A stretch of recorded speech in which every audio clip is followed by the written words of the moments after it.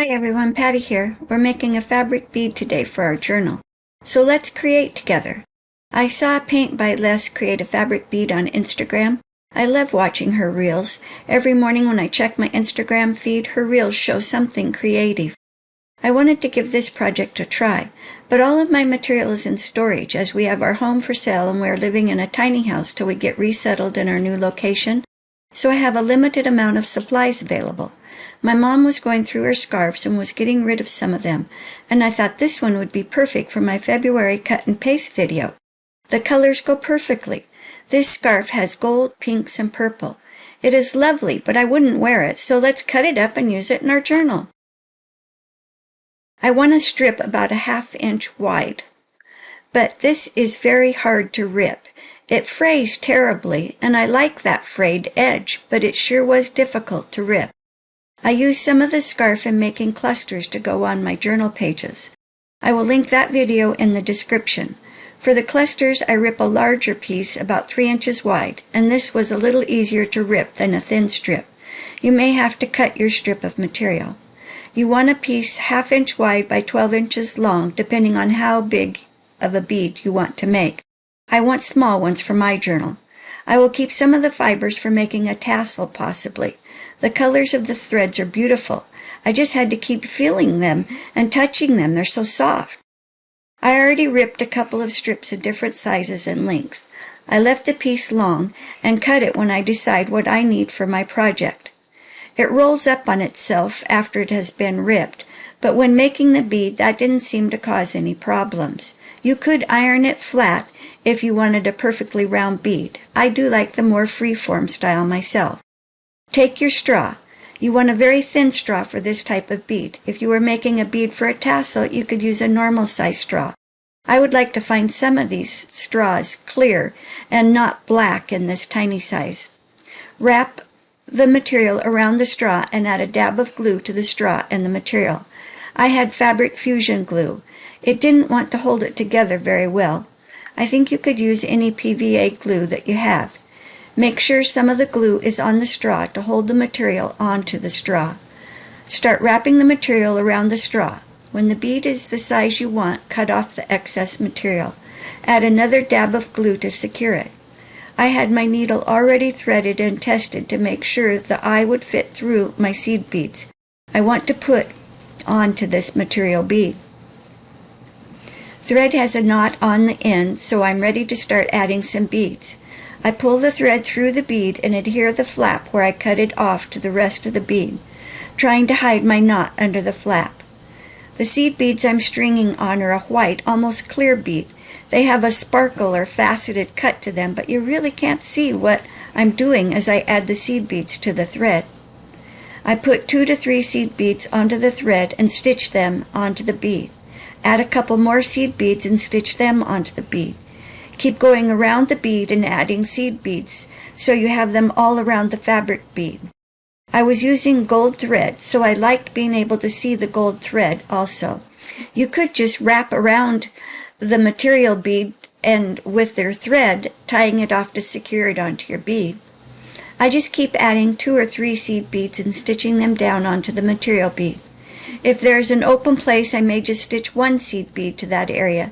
This was a very random stitching process. Make sure that the flap of the material is well stitched together and no material would come loose on my bead. Tie off your thread and make a knot before cutting the thread. Aren't those the cutest thing you've ever seen to add to your journal?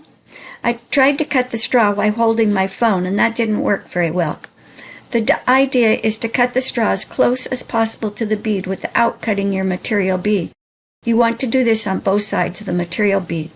I used my free dangle tile printable for this project and cut out 2 of the circles so I would have a front and back onto the dangle. This tile is only printed on one side. In the description I list the video where I show how to make these and mount them onto heavy cardstock, painting the backs to make them look like metal tiles or wood pieces. I added a little gold gilding wax around the edges to give the tile a finished edge. You could ink around the edges with distress ink if that's what you have. Dab the gilding wax around the edge of the tile and rub into the edge. February journal pages are all about using gold, so I incorporated gold every way I could on my embellishments in my journal spread.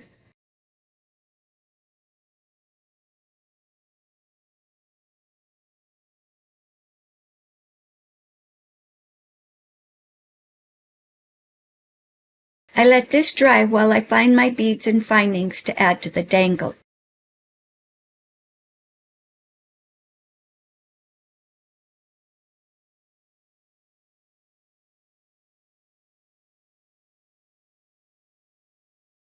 You need 2 end pins or 2 loop pins for jewelry making.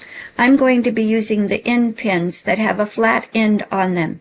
The loop pins are used to add more dangles off the end.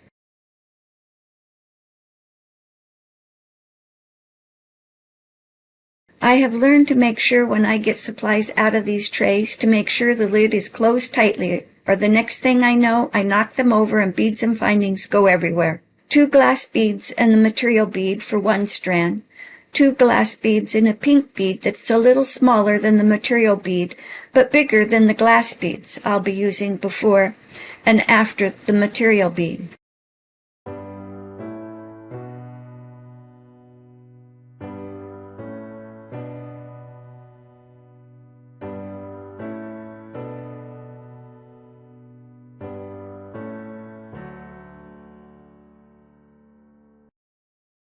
I purchased these jump rings from Amazon, and they have 6 different colors and 3 different sizes with lobster clamps.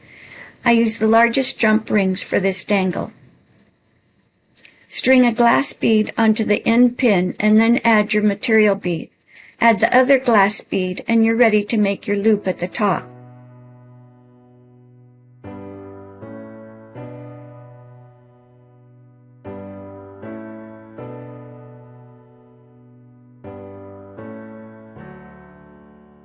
I use these loop pliers to make my loop at the top of my bead.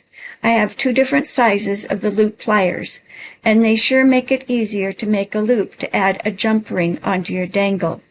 Just feed the end pin through the slot on the loop pliers and clamp the pliers together, and you have a loop at the top of your bead ready to string onto your dangle. I close the loop a little with the regular pliers. One thing with the loop pliers, if you're too close to the glass beads, you will break the glass bead when making the loop.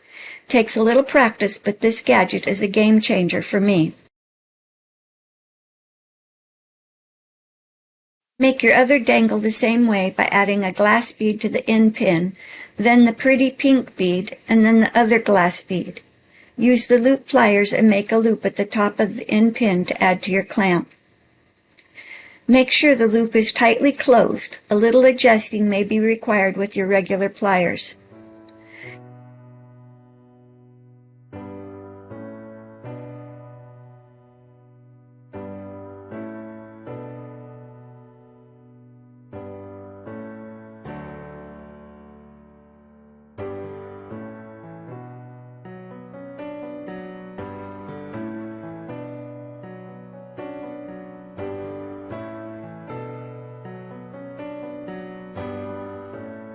Add a large jump ring to the clamp.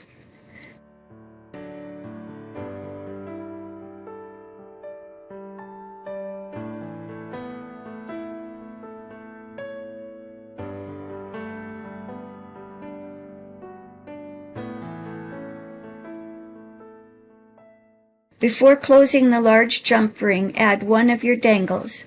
I chose to put the store-bought bead in the back, for my handmade material bead will be up front.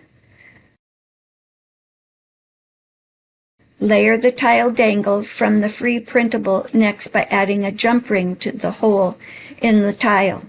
Close this jump ring by using 2 pliers and pull the 2 ends together. Make sure the jump ring is closed tightly or it can fall off your dangle. Layer the tile next onto the clamp.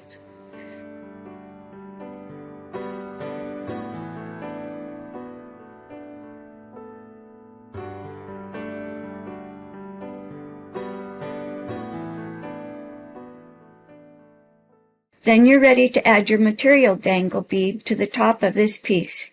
It will show front and center. Close the large jump ring on the clamp.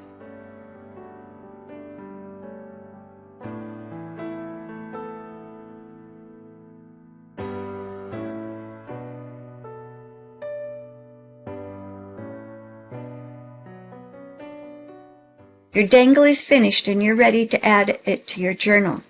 This tile only has the writing on one side and the other side looks like a wood tile. The first one I made has the writing on both sides of the tile, so when it moves around you can see writing on both sides. When making your tiles, I suggest you make a few of both types, some double-sided and some with the image only on one side. Clamp this to a journal page. Add a tag and the dangle clamp will hold this wonderfully in our journals. Don't forget to leave a comment, free dangle, and I'll get you a digital of this for your next project. Have a great day.